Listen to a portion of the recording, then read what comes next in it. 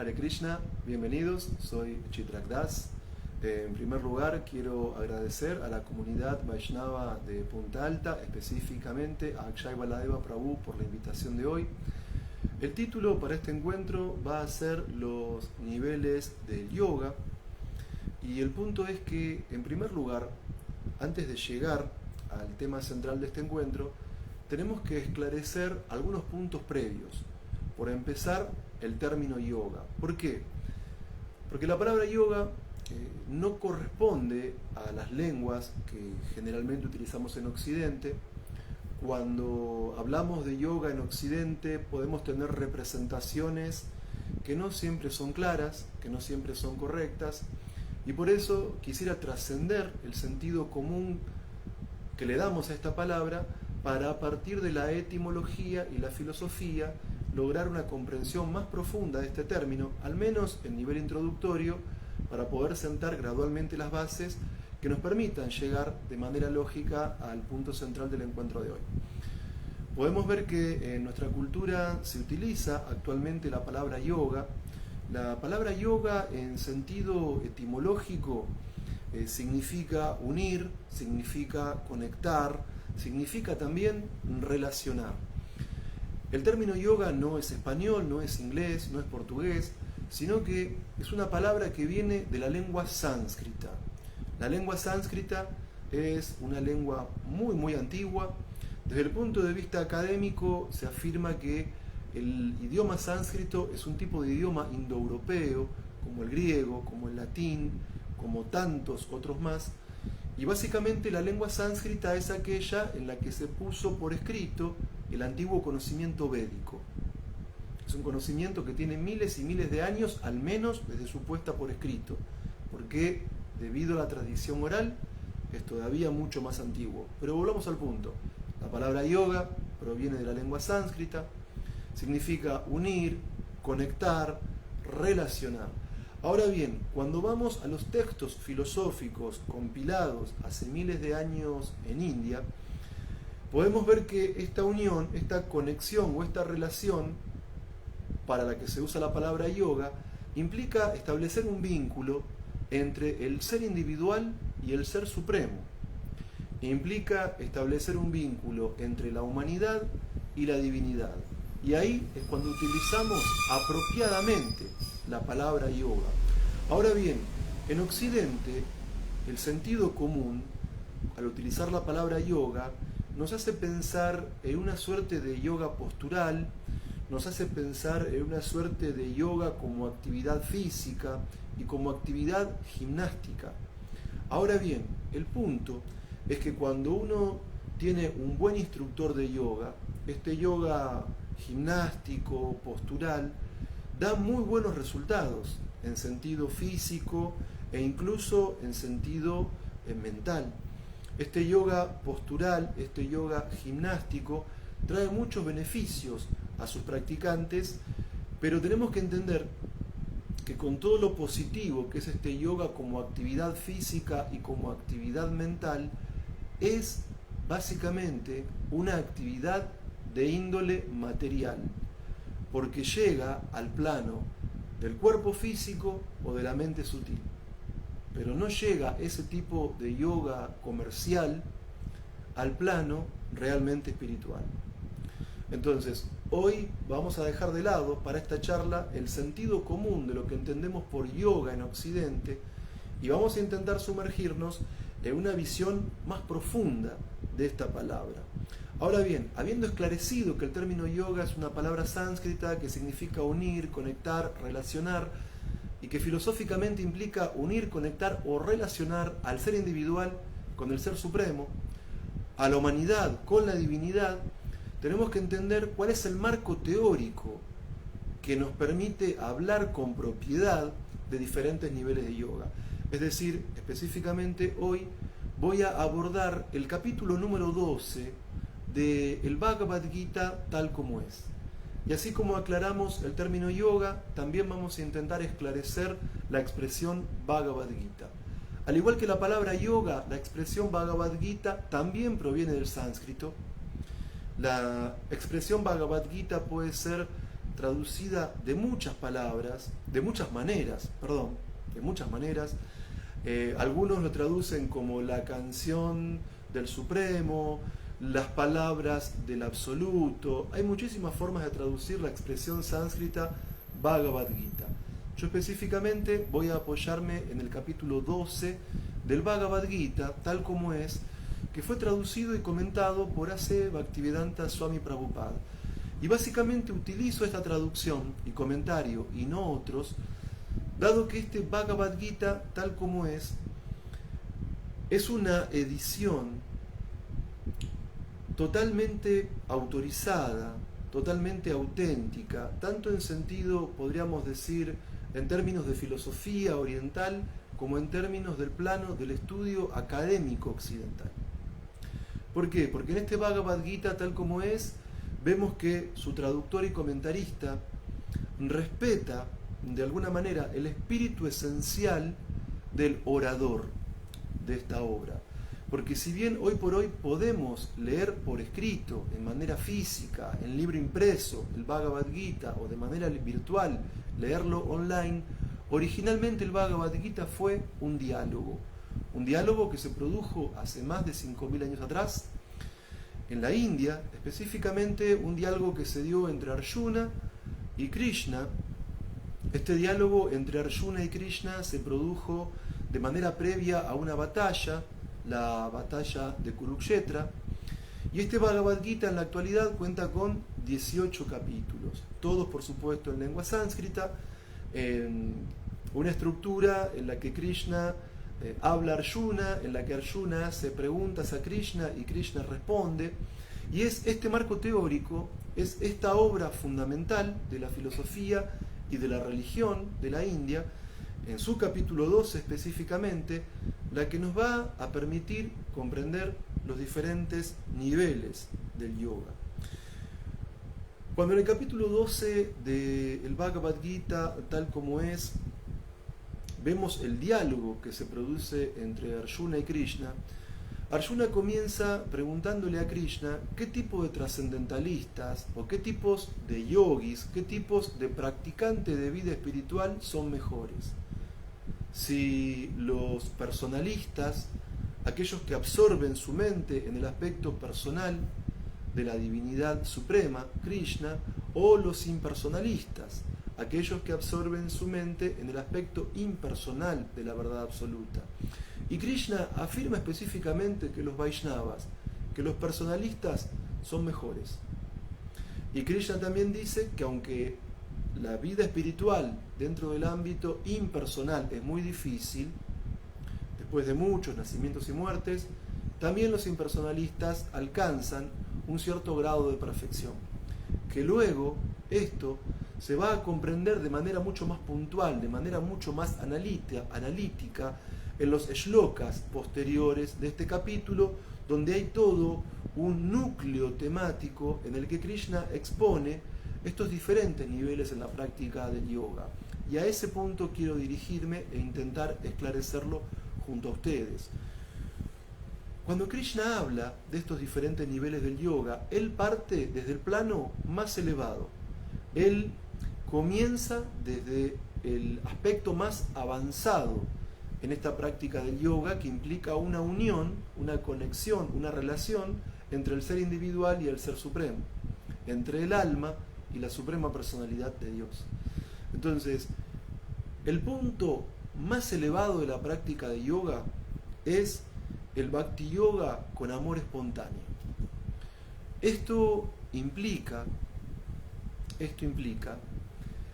que el practicante del Bhakti Yoga puro se encuentra en un plano de relación de amor espontáneo por Krishna. Es decir, en esa práctica del Bhakti Yoga puro, el yogi, el Bhakti Yogi, no busca de su práctica espiritual ningún tipo de recompensa material. Y específicamente podemos comprender este estado de conciencia tan elevado en las 8 estrofas de las oraciones Sikshastaka que Chaitanya Mahaprabhu dirige a Krishna. Cuando Chaitanya Mahaprabhu dice que él no desea ni mujeres, ni seguidores, ni riqueza, y que solo aspira a servir a Krishna nacimiento tras nacimiento. Lo cual implica que el Bhakti Yogi puro, de sus prácticas devocionales, no está buscando ningún tipo de beneficio material, ninguna forma de placer burdo o sutil de los sentidos o de la mente. Por eso Chaitanya Mahaprabhu dice que él no desea ni mujeres, ni riqueza, ni seguidores. Pero a su vez, él dice que quiere servir a Krishna nacimiento tras nacimiento, lo cual está diciendo que incluso en la etapa del Bhakti Yoga puro, no solamente que uno no busca beneficios materiales, uno tampoco busca beneficios espirituales en forma de mukti, en forma de liberación. Un Bhakti Yogi verdaderamente puro ni siquiera aspira en su práctica espiritual a salir del ciclo del nacimiento y la muerte. ¿Por qué? Porque siente una atracción espontánea por Krishna, porque siente una atracción natural por el nombre, por la forma, por las cualidades, por los pasatiempos de Krishna. Y el ejemplo más perfecto de este estado puro de amor por Krishna es Srimati Radharani. Y el ejemplo perfecto de este Bhakti Yoga puro son las gopis de Goloka Vrindavan. Ellas no le planteaban ningún tipo de exigencia material a Krishna, ellas no planteaban ningún tipo de exigencia espiritual a Krishna, ellas no hacían de su amor un objeto de comercio, de intercambio de tipo material. Yo te doy algo para que vos me des a cambio, si yo te amo a vos, entonces merezco tal cosa. Ese estado de amor puro y de espontáneo por Krishna, el ejemplo perfecto son las gopis de Goloka Vrindavan. ¿Y cuáles son algunas de estas características de este Bhakti Yoga en estado puro? Bueno, que no se busca beneficios materiales, que no se busca la liberación, que la mente está totalmente enfocada en Krishna, que siempre recuerda a Krishna, que nunca lo olvida, que las actividades están consagradas a Krishna, y en ese plano del Bhakti Yoga con amor puro, uno realmente vive con Krishna. Tanto si está situado en el mundo espiritual, como si está situado también en el mundo material. Porque de hecho, hay grandes acharyas Vaishnavas que para el sentido común se encontraron en este mundo, tuvieron discípulos en este mundo, escribieron textos en este mundo, pero estando en este mundo eran Shiva Muktas, eran almas liberadas. ¿Por qué? Porque no estaban afectadas por la influencia de las modalidades de la naturaleza material. Porque aún estando aparentemente en este mundo, internamente vivían con Krishna. Por estar situados en su posición original, en su swarupa, en su relación eterna y amorosa con Krishna, en algún tipo particular de raza totalmente trascendental.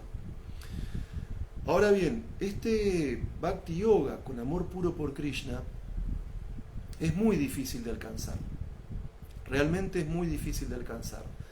Es muy difícil encontrar un tipo de yogi que se encuentre en este plano tan avanzado. Entonces no es que Krishna le dice a Arjuna, bueno, hay que practicar este Bhakti Yoga con amor puro o nada. No, Krishna es muy inteligente, Krishna es muy sabio, Krishna es muy amplio y Krishna no deja a nadie afuera de la práctica de la vida espiritual. ¿Por qué? Porque en su infinita sabiduría, porque en su infinito conocimiento y en su infinita misericordia sin causa, Krishna da diferentes niveles en la práctica del yoga para que en función del condicionamiento psicofísico que cada uno de nosotros tiene en función del karma previo, uno pueda encontrar algún tipo de yoga que se ajuste a la plataforma específica en la que cada uno se encuentra. No es que es o Bhakti Yoga puro o nada. El Bhakti Yoga puro, sin duda, es el más elevado, es el más avanzado, es al que tiene que aspirar todo yogi auténtico, todo yogi sincero, todo yogi progresivo en la vida espiritual. Pero incluso los que no estamos situados en ese plano, tenemos otras opciones que Krishna, con todo su conocimiento, con toda su inteligencia y con toda su sabiduría nos da para que gradualmente y paso a paso podamos progresar en nuestra práctica de yoga, en este intento de vincular al ser individual con el ser supremo. Entonces, si no estamos en la plataforma del Bhakti Yoga puro, bueno, hay un escalón más abajo, que también es muy importante, que no se encuentra al mismo nivel, pero que conduce gradualmente a ese nivel que es más elevado. Y es el Bhakti Yoga siguiendo reglas y regulaciones. Es decir, el Bhakti Yoga en el cual hay una práctica de sadhana, sadhana bhakti. Es decir, hay personas que creen que la vida espiritual es nada más que un sentimiento. Hay gente que cree que la vida espiritual se practica únicamente cuando nos dan ganas. Y eso no está mal, pero tampoco está del todo bien. Porque una vida espiritual seria, un yoga correctamente practicado, es un yoga constante, es un yoga que tiene disciplina, es un yoga organizado. Entonces, si no podemos estar en el plano del amor puro por Krishna, tenemos la posibilidad, en un escalón más abajo, practicar el Bhakti Yoga siguiendo reglas y regulaciones del sadhana. Y el ejemplo específico que da Srila Prabhupada en los significados del capítulo 12 del Bhagavad Gita, tal como es el tipo de Bhakti Yoga que se practica en los templos de ISKCON. Es decir, aceptar un maestro espiritual, bajo la guía del Guru, levantarnos temprano en Brahma Muhurta, bañarnos, asistir a Mangal Artik, cantar 16 rondas, seguir los 4 principios regulativos, seguir los programas del templo, ofrecer alimentos a Krishna, hacer servicio práctico durante el día en relación con Krishna y los Vaishnavas, a la tarde asistir al Gaura Artik, la clase de mañana de Bhagavatam, la clase de tarde de Bhagavad Gita, y siguiendo esas reglas y regulaciones del Sadhana Bhakti, entonces uno adquiere internamente el deseo del amor por Krishna. Es decir, ese Sadhana Bhakti gradualmente nos va cualificando. Ese Sadhana Bhakti, bajo reglas y regulaciones, gradualmente nos va capacitando de manera lenta pero progresiva para que en nosotros vaya surgiendo ese deseo de amor espontáneo por Krishna, vaya surgiendo en nosotros ese deseo de amor puro por Krishna que se encuentra en la etapa más elevada del yoga. Y este Bhakti Yoga, siguiendo reglas y regulaciones del Sadhana Bhakti, puede practicarse tanto en la vida monástica del templo como también en la vida regulada de aquel que es serio en la vida espiritual en su propio hogar, en su propia casa. No hay restricciones, no hay limitaciones para esta práctica del Sadhana Bhakti. Se requiere sinceridad, se requiere disciplina, se requiere ser sistemático, metódico, organizado, tener un horario, levantarnos temprano, cantar nuestras rondas, leer el Srimad Bhagavatam, el Bhagavad Gita, ofrecer reverencias, oraciones, alimentos a Krishna, involucrarnos en la comunidad Vaishnava con algún servicio práctico y de ese modo entusiasmarnos junto a otros Bhakti Yogis para tener entusiasmo, para tener confianza y para tener paciencia en esta práctica del Bhakti Yoga regulado hasta que surja en nosotros internamente y sinceramente ese deseo interno de ofrecer a Krishna todo nuestro amor como se lo ofrecen los habitantes de Goloka Vrindavan. Ahora bien, si uno no puede practicar el Bhakti Yoga puro, la segunda opción es el Bhakti Yoga siguiendo reglas y regulaciones. Y si ni siquiera podemos practicar este Bhakti Yoga siguiendo reglas y regulaciones de una manera totalmente estricta, Krishna nos da un tercer nivel más abajo, y es el Karma Yoga. La palabra karma significa acción, la acción trae reacciones, y cuando unimos el término karma a la palabra yoga, el Karma Yoga lo que implica es utilizar el resultado de nuestra acción en beneficio de la divinidad. El Karma Yoga lo que implica es involucrar nuestra capacidad de actuar, involucrar nuestra capacidad de trabajar e involucrar el resultado del trabajo, involucrar el resultado de la acción de manera favorable a Krishna. Y Srila Prabhupada nos da diferentes ejemplos de karma yoga dentro de los significados del Bhagavad Gita tal como es. Si uno es una persona con un nivel económico muy alto, entonces uno puede construir un templo para Krishna. Obviamente, hacer todos los arreglos para instalar en ese templo la deidad, organizar programas, de modo tal que los miembros de la comunidad Vaishnava puedan beneficiarse con esos edificios, esos lugares consagrados al movimiento de Sankirtan de Chaitanya Mahaprabhu. Si uno es muy opulento, puede construir templos, puede construir escuelas Vaishnavas. Ahora, si uno no es tan opulento, ¿qué puede hacer? Bueno, puede dar donaciones a personas que están ocupadas en difundir el movimiento de Sankirtan de Chaitanya Mahaprabhu. Uno, por ejemplo, cuando visita un templo de ISKCON, puede ver que cercano al altar hay una especie de baúl o de alcancía. Uno puede dejar ahí una donación. Si ni siquiera uno puede hacer eso, entonces uno puede ir a limpiar el templo. Uno puede ir a hacer mantenimiento al templo. Uno puede colaborar con algún tipo de actividad que permita la difusión del movimiento de Sankirtan de Chaitanya Mahaprabhu. Uno puede recibir Vaishnavas en su casa, alimentarlos con prasada. Uno puede, de alguna manera, involucrar alguna parte del resultado del trabajo, involucrar alguna parte del resultado de la acción, ese fruto, como consecuencia de nuestras acciones, en actividades que sean favorables para Krishna y para el movimiento de Sankirtan. Y así como el que está situado en el Bhakti Yoga puro, con amor puro, vive con Krishna, así como el que está situado en el Bhakti Yoga siguiendo reglas y regulaciones, el que se encuentra en la plataforma del Karma Yoga gradualmente asciende a un estado de perfección más elevado. Ahora bien, si ni siquiera uno puede practicar Karma Yoga, entonces Krishna, en el capítulo 12 del Bhagavad Gita, tal como es, nos da otra opción, que es la práctica del Dhyana Yoga, que es la práctica de la meditación.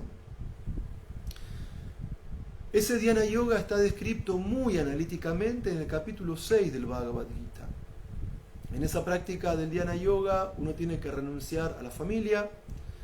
En la práctica del Dhyana Yoga uno tiene que renunciar al trabajo, uno tiene que renunciar a este tipo de ropas, irse a vivir a un bosque, a una selva, a un desierto, vestirse con corteza de árboles, vestirse con ropas así descartadas y hacer una asana, una especie de asiento, ponerse en una posición con la espalda recta, con la mirada concentrada en la punta de la nariz, practicar ciertas reglas de respiración y así gradualmente entrar en estado de meditación, en meditación sostenida, hasta que se llega al trance y hasta que se llega al samadhi.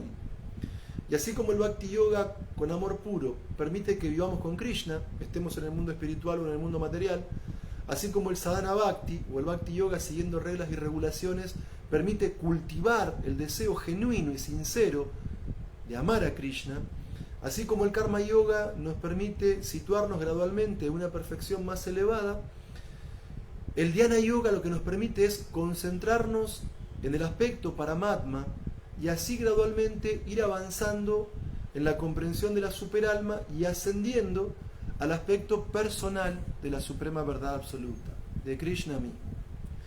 Pero si uno ni siquiera puede practicar esta meditación del Dhyana Yoga, entonces Krishna da otra opción por debajo, que es el Jnana Yoga. Es el yoga del conocimiento.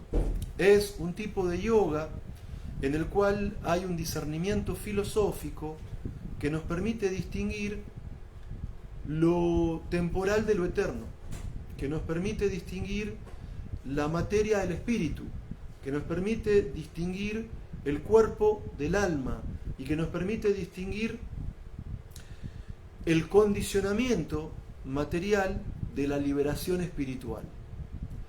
Entonces, este tipo de Jnana Yoga, este yoga del conocimiento, cuando es correctamente practicado, nos eleva a la etapa superior, al yoga de la meditación, en la cual uno gradualmente comprende la forma de Paramatma, la superalma, y a partir de ahí, avanzando en un nivel más elevado, comprender el aspecto Bhagavan, el aspecto personal de la suprema personalidad de Dios. Pero si en estos diferentes niveles del yoga tampoco pudiésemos practicar el Jnana Yoga, entonces Krishna da otra opción, el Karma Kanda. El Karma Kanda se apoya en la sección ritualística de los Vedas. El Karma Kanda implica seguir nuestros deberes de Varna y Ashram, los diferentes deberes morales y espirituales para brahmanas, kshatriyas, vaishyas, shudras, y obviamente la práctica de los rituales y sacrificios que se recomiendan en los Vedas en honor de los devas, en honor de los semidioses. Y esta práctica del Karma Yoga, gradualmente nos va a elevar a un plano más elevado, valga la redundancia, ¿sí? Ahora bien, si uno no puede seguir ninguno de estos senderos, el Bhakti Yoga con amor puro, el Bhakti Yoga bajo reglas y regulaciones, el Karma Yoga, el Dhyana Yoga, el Jnana Yoga o el Karma Kanda, entonces ahí entramos en otro tipo de práctica que es la filantropía material. ¿Qué significa la filantropía material? Lo que generalmente entendemos desde el sentido común como apoyar buenas causas. ¿Qué significa la filantropía material? Bueno, el servicio a la comunidad, el servicio a la nación, el servicio a la humanidad. ¿De qué manera? De un modo material. Creando hospitales, abriendo bibliotecas, apoyando el desarrollo de medicamentos para poder eliminar enfermedades, ayudando a la gente carenciada, es decir, participando de algún modo u otro de sociedades benéficas. Ahora bien, si nosotros leemos filosóficamente el Bhagavad Gita tal como es, podemos comprender que estos yogas no se encuentran en un plano horizontal, no son equivalentes entre sí, están en un orden de tipo jerárquico de línea vertical. Es decir, lo mejor de todo es el Bhakti Yoga con amor puro por Krishna. Si no se puede, entonces Bhakti Yoga bajo reglas y regulaciones. Si no se puede, entonces Karma Yoga. Si no es posible, Dhyana Yoga. Si tampoco se puede esto, Jnana Yoga. Si ni siquiera alcanzamos ese plano, Karma Kanda. Y si tampoco, por cuestiones sociales o familiares, no nos sentimos atraídos por ningún tipo de yoga recomendado por los textos védicos, entonces recién ahí se recomienda la filantropía material. El apoyar con nuestro dinero y con nuestras acciones y con nuestro tiempo y con nuestros recursos buenas causas en sentido material.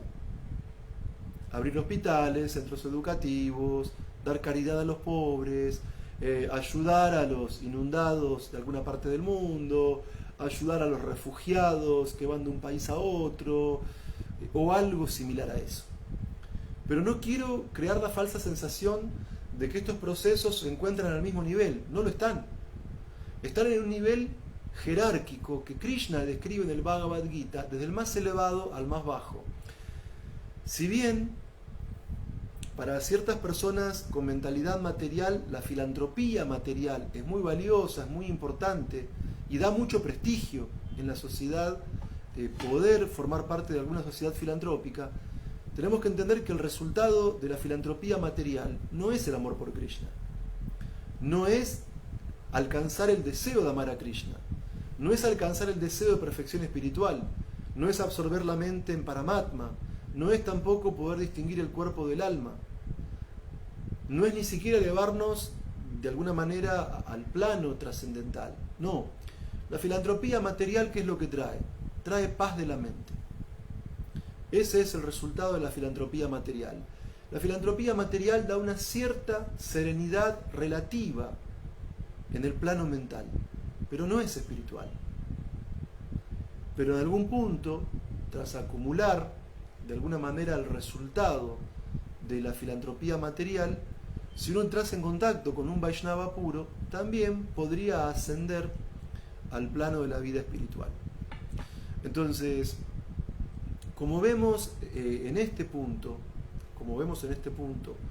hay una visión occidental un tanto difusa de lo que se entiende por yoga, y hay una visión clara desde la etimología y desde la filosofía de la India. Como vimos hoy, yoga no es únicamente posturas físicas y manejar los tiempos respiratorios para tener más agilidad en el cuerpo o para poder tener más lucidez mental.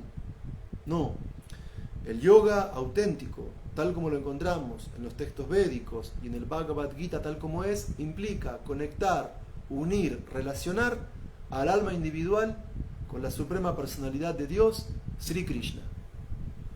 Y como vimos en este Bhagavad Gita tal como es, que es este diálogo trascendental entre Krishna y Arjuna, que fue llevado hace más de 5.000 años atrás, fue llevado a cabo hace más de 5.000 años atrás, de manera previa a la batalla de Kurukshetra, hay diferentes niveles de yoga. Entonces, en el plano más bajo tenemos la filantropía material. Es importante, pero es material. Da cierta serenidad mental, sin lugar a dudas, pero eso no es espiritual. Eso no nos va a liberar del plano del nacimiento y la muerte, ni nos va a dar el Krishna Prema. Entonces, lo importante, a mi criterio, es que los miembros de la Sociedad Internacional para la Conciencia de Krishna tienen como fundador y acharya de este movimiento a A.C. Bhaktivedanta Swami Prabhupada. Y Srila Prabhupada estableció los estándares de la práctica del yoga más elevados.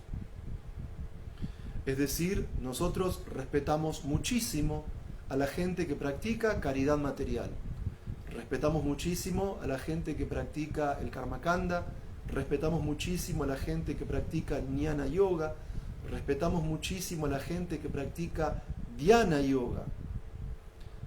Pero básicamente, siguiendo las enseñanzas de Srila Prabhupada, queremos situarnos como mínimo a nivel inicial en el Bhakti Yoga, siguiendo las reglas y regulaciones del Sadhana Bhakti, escuchando acerca de Krishna, cantando el Mahamantra Hare Krishna, recordando los lilas de Krishna, ofreciendo reverencias a Krishna, ofreciendo oraciones a Krishna, ocupándonos en servicio devocional práctico en la comunidad Vaishnava, para que de ese modo en nosotros se cultive y surja de manera espontánea y natural el deseo del amor puro por Krishna. Porque en el plano del amor puro por Krishna, el Bhakti Yogi no está buscando ningún resultado material. Como decía Chaitanya Mahaprabhu, un auténtico Bhakti Yogi no desea mujeres, ni riquezas, ni seguidores, ni desea ascender a planetas celestiales, ni desea poderes místicos, ni desea liberación impersonal, y ni siquiera desea liberación del ciclo del nacimiento y la muerte, sino que un Vaishnava puro, esté en el mundo espiritual o esté en el mundo material, lo único que quiere es ofrecer constantemente sus acciones y sus pensamientos a Krishna con amor, puro y sin esperar nada a cambio. Y esa es la plataforma del nivel más elevado en la práctica del yoga. Hare Krishna, muchas gracias. Aum Tat Sat. Saludos para Gustavo Prabhu, para Sandra Franco. Bien, no veo en la sección de comentarios ninguna pregunta. Así que Sandra dice: yoga es la comunicación de cuerpo, mente y espíritu, es un camino hacia elementos más elevados. Sí, también dice Sandra, y de todos los yogis, aquel que tiene una gran fe es el más elevado. Sí, es lo que explica Krishna en el capítulo 6 del Bhagavad Gita. Bueno, saludos también para Andrés Viana. No observo ninguna pregunta, esos son todos los comentarios que estoy leyendo en este momento. Les pido disculpas por todos mis defectos. Saludos también para Giri Govardhan. Les pido disculpas si no veo algún comentario que se me haya pasado, estoy transmitiendo desde el celular. Muchísimas gracias. Saludos también para Jagadananda Prabhu, Juan Manuel. Agradezco nuevamente a la comunidad Vaishnava de Punta Alta, específicamente a Akshay Baladeva Prabhu, por la invitación al encuentro de hoy. Muchas gracias. Hare Krishna. Aum Tat Sat.